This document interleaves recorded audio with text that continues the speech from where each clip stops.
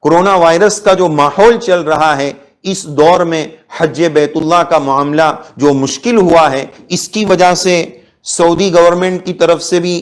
کافی انتظار ہوا، ورنہ تو شوال میں بھی اعلان ہو سکتا تھا۔ پورا شوال کا مہینہ گزر جانے کے بعد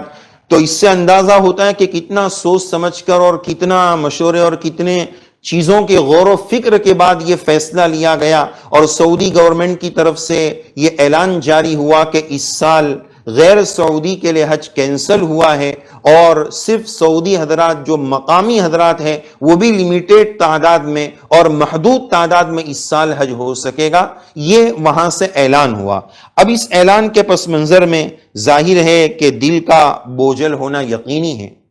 جو لوگ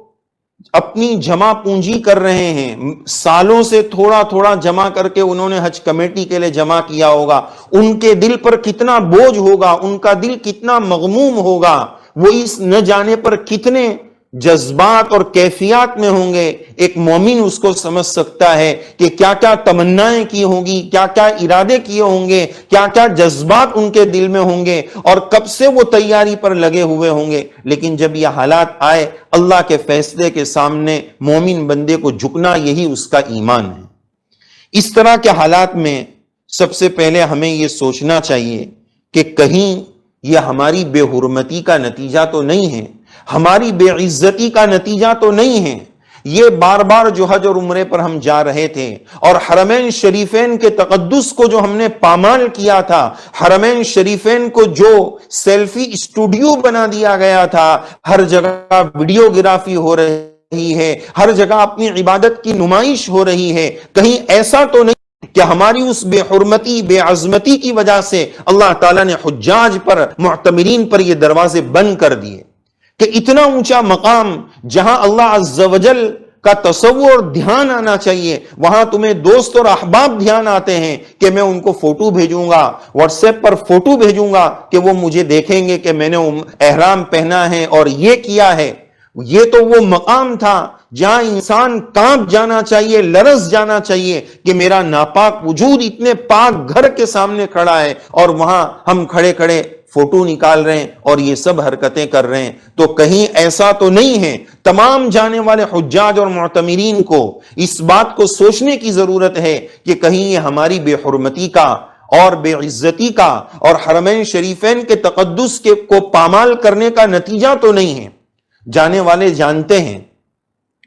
کہ ہم اپنی مقامی محلے کی مسجدوں کا جتنا احترام کرتے ہیں، اللہ کی قسم آج حرمین کا وہ احترام وہاں نظر نہیں آتا ہے۔ جب دیار مقدس رسول اللہ صلی اللہ علیہ وسلم کے روزے پر حاضری ہوتی،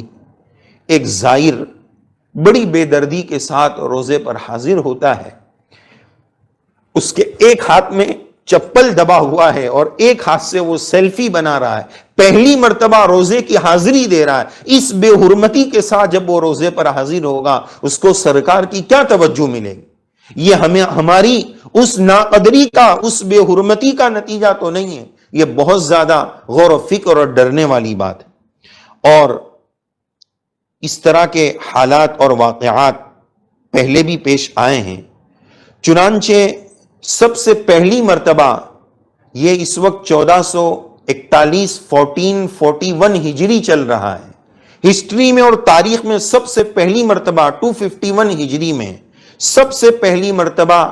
ایک لڑائی جھگڑے کی وجہ سے سفر حج لوگوں کا کینسل ہوا تھا۔ اور تاریخ میں اس طرح کے کئی واقعات ملتے ہیں کہ بیماریوں کی وجہ سے سفر حج کینسل ہوا ہے۔ یہ بات غلط ہے کہ یہ ہسٹری میں اور لائف میں پہلی مرتبہ ہو رہا ہے، ایسا نہیں ہے۔ ہسٹری اور لائف میں اس سے پہلے بھی اس طرح کے واقعات اور عذر کی وجہ سے، لڑائی جھگڑوں کی وجہ سے یا وباؤں اور بیماریوں کی وجہ سے حج کی بندش کا معاملہ اور رکاوٹ کا معاملہ اس سے پہلے بھی آ چکا ہے۔ اس سے پہلے کی تاریخ یہ بتائی جاتی ہے، ایک مشہور یوٹیوب چینل ہے تحفظ-E-Deen، جس میں پرائم ٹائم جو روزانہ آتا ہے، اس کی تحقیق کے مطابق اس طرح کا واقعہ اس سے پہلے 150 سال پہلے ہوا تھا جو کسی بیماری کی وجہ سے اس سال حج کو روکا گیا تھا. تو بہرحال اس طرح کے واقعات کی وجہ سے حج کی بندش اور رکاوٹ یہ پہلے بھی ہو چکی ہے، یہ پہلا واقعہ نہیں ہے.